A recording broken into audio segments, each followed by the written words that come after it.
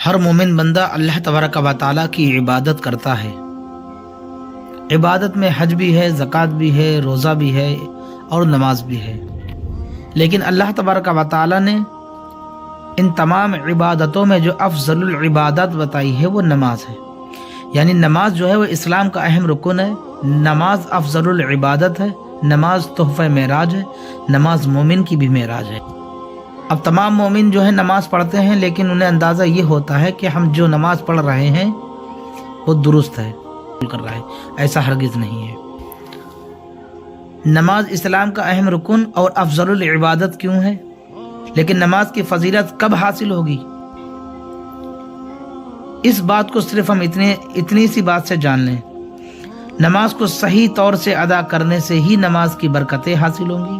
اگر نماز کے لوازمات کا لحاظ نہیں کیا گیا اور ناقص طور سے نماز پڑھی گئی تو نماز پڑھنے کی فضیلت حاصل نہیں ہوگی۔ مسائل نماز سے ناواقفیت کی وجہ سے نماز کے ارکان کو صحیح طور سے ادا نہیں کرتے، نتیجتاً یہ ہوتا ہے کہ ان کی نماز ناقص رہتی ہے، بلکہ بعض صورتوں میں ان کی نماز فاسد بھی ہو جاتی ہے۔ ایسی نماز پڑھنے والا نماز کی فضیلت سے محروم رہتا ہے۔ مومنین بھی نماز پڑھتے ہیں اور منافقین بھی نماز پڑھتے ہیں، لیکن مومن کی نماز اور منافق کی نماز میں زمین اور آسمان کا انتر ہے۔ قرآن مجید میں اس طرح سے ذکر فرمایا گیا ہے، قد افلح المؤمنون الذین هم فی صلاتهم خاشعون، بے شک مراد کو پہنچے ایمان والے جو اپنی نماز میں گڑ گڑاتے ہیں، یعنی ان کے دلوں میں خوف خدا ہوتا ہے اور ان کے اعضاء ساکن ہوتے ہیں۔ نماز کو صحیح طریقے سے ادا کرنے اور نماز میں ایسی حرکات کرنے سے باز رہنے کی تاکید فرمائی گئی ہے، اور مومن کی یہ شان بیان فرمائی گئی ہے کہ جب مومن نماز پڑھتا ہے تب خشوع اور خضوع سے نماز پڑھتا ہے، اور نماز میں کسی قسم کی بے جا حرکت نہیں کرتا، بلکہ اپنے اعضاء ساکن رکھ کر کامل طور پر نماز پڑھتا ہے۔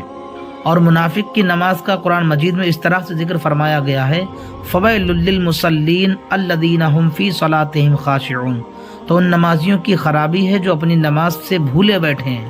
الذین هم یراؤن، یعنی وہ جو دکھاوا کرتے ہیں، مراد اس سے منافقین ہیں جو تنہائی میں نماز نہیں پڑھتے کہ لوگوں کے سامنے نمازی بنتے ہیں اور اپنے آپ کو نمازی ظاہر کرتے ہیں۔ اور ایک واقعہ ہے، لکھا ہے کہ حضرت عطا سلمی رضی اللہ تعالی عنہ نے ایک کپڑا نہایت ہی اچھا بن کر تیار کیا، اس کر بازار میں فروخت کرنے آئے، یعنی کہ اس کو بیچنے کی نیت سے آئے، تاجر کو دکھایا۔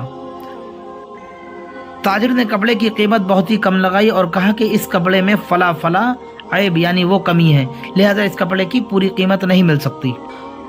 حضرت عطا سلمی رضی اللہ تعالی عنہ نے اس سے کپڑا واپس لیا، یعنی اس تاجر سے کپڑا واپس لیا اور رونے لگے اور بہت زیادہ روئے۔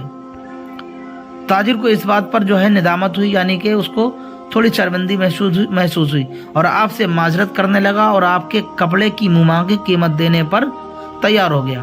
اس پر حضرت عطا سلمی رضی اللہ تعالی عنہ نے فرمایا، میں کپڑے کی کم قیمت تعین ہونے پر نہیں روتا، بلکہ میرے رونے کی وجہ کچھ اور ہے کہ میں ہنر جانتا ہوں، یعنی میں کپڑا بننے کا ہنر جانتا ہوں، اور اس کپڑے کی مضبوطی، درستی اور خوبصورتی میں نے بہت کوششیں کی ہیں، یہاں تک کہ میری نظر میں اس میں کوئی عیب نہیں تھا، لیکن جب یہ کپڑا ایک ماہر کے سامنے پیش کیا گیا تو اس نے کپڑے میں کئی عیب نکالے جن عیبوں سے میں بے خبر تھا۔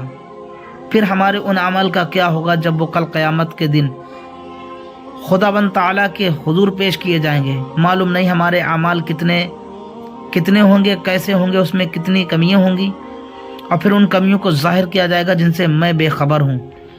اس واقعے پر گہری سوچ و فکر فرمائیں، جن اعمال کو ہم اپنے گمان میں درست اور صحیح سمجھ رہے ہیں، ان اعمال میں کتنے نقص ہیں، کتنے کمی ہیں۔ نماز کے ضروری مسائل کی وقفیت حاصل کریں اور اپنی نمازیں صحیح اور درست کریں۔